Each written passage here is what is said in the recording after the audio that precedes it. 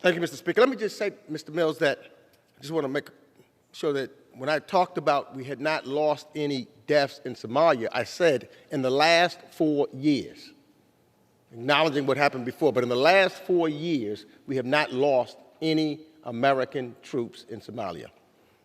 Let me also say that, as I said earlier, that I am happy that we're having this debate and talking about the continent of Africa.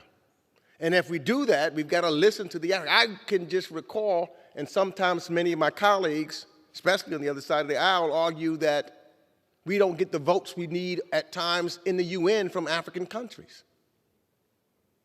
I recall when we were trying to get votes in regards to Russia's illegal invasion into Ukraine. And I had to call African ambassadors.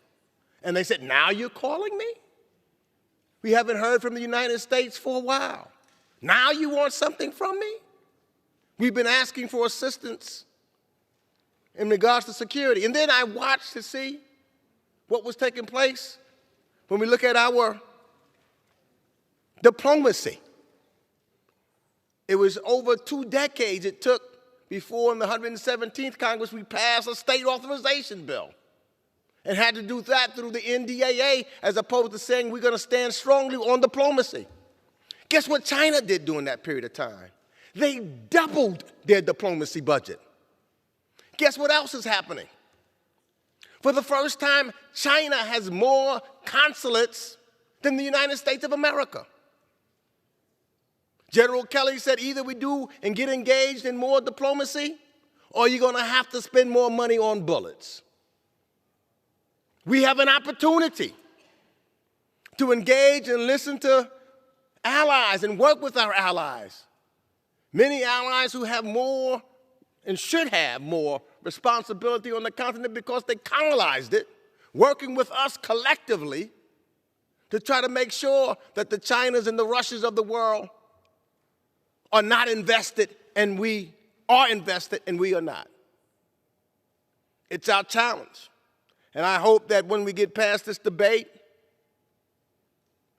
you'll be able to have another one. And I look forward to doing it particularly in our committee so that we can figure out collectively together, as Ms. Ilhan said, how we can work together and listen to make sure that we have an overall strategy.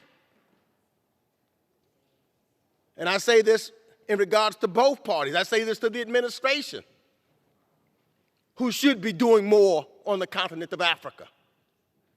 So yes, this is not a partisan debate. This is an American debate. This is an opportunity to have attention to a continent that is the fastest growing and the youngest on this planet, that we have ignored for far too long. We have to wake up and do more for the continent of Africa and figure it out, diplomacy. Figure out how we can help protect them from being victimized by terrorism. Figure out how we can strengthen institutions. We've got a lot of work to do. Figure out how do we reauthorize AGOA. Figure out how we work with the African Union. Figure out how we work with the African organizations. That's our challenge. Because if not, we imperil ourselves. So I could agree, this is not just an investment in the continent, it's an investment for America and America's leadership. Let's lead. And with